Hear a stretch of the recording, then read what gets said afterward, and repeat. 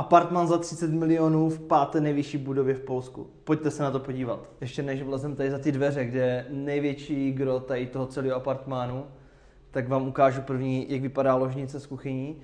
A tohle si necháme nakonec, protože to je největší brutalita. Tady je takhle klasická kuchyň s ostrůvkem. Se mi líbí to provedení těch barev, to je fakt top.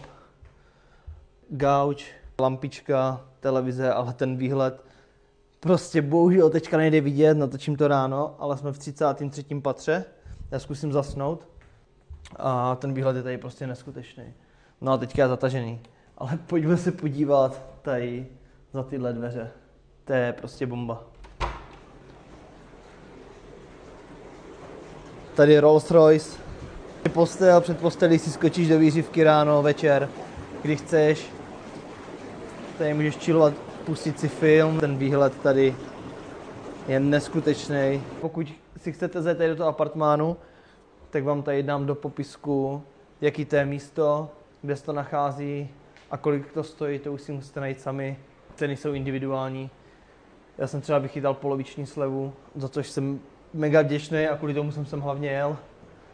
A všem doporučuji Polsko, Wroclaw, Sky Tower. Čus.